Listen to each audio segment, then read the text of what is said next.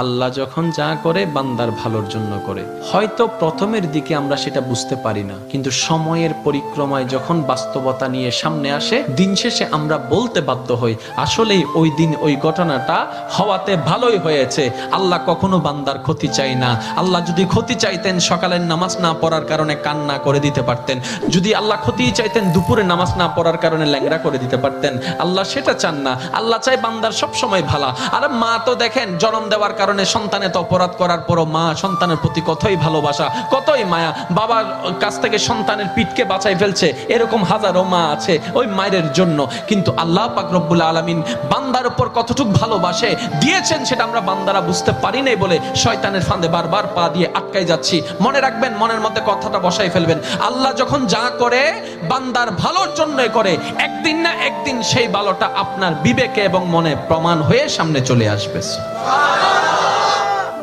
আমি বুঝাতে চাচ্ছি আমাদের সাথে সবচেয়ে কানেকশন কার বেশি ভালো থাকতে হবে, বান্দা হিসেবে আল্লাহর, উম্মত হিসেবে নবী রাহমাতুল লিল আলামিনের। এখানের ভিতর যে কেউ চাইলে জীবন সাজাই ফেলতে পারবে। আমি বলছি যে কেউ, anybody, you can do it, not impossible. Because impossible শব্দটাকে যদি একদম ভালো করে গভীরভাবে দেখেন, সেখানের ভিতর আপনি আশ্চর্যভাবে একটা জিনিস দেখবেন। ইম্পসিবল একটু যদি ডিফাইন করেন, ভাগ করেন, দেখবেন I am possible. Impossible, possible কে আলাদা রাখেন, আই এম কে আলাদা রাখেন। I am possible. ইম্পসিবল শব্দটাই আপনাকে জানান দিচ্ছে আমি অসম্ভব নই, যদি রবের রহমত থাকে আমি তোমার জন্য সম্ভব।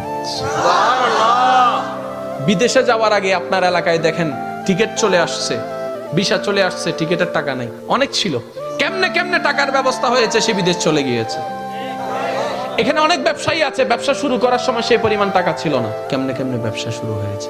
এটা কেমনে কেমনে, রব বলে এটা কেমনে কেমনে নয়, একটু আমার দিকে তাকা, এমনে এমনে এমনে এমনে এমনে এমনে।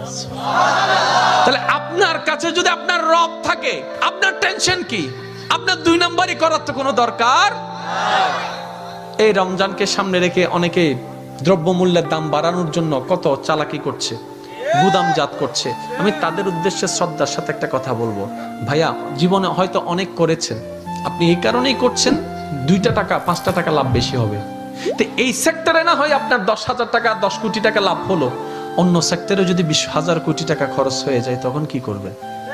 কারণ জগতের মানুষ সবাই জানে যে অন্যের জন্য গর্ত করে সে গর্তে সে নিজেই পতিত হয়, এই কথা নিয়ে কারো কোনো দ্বিমত নেই।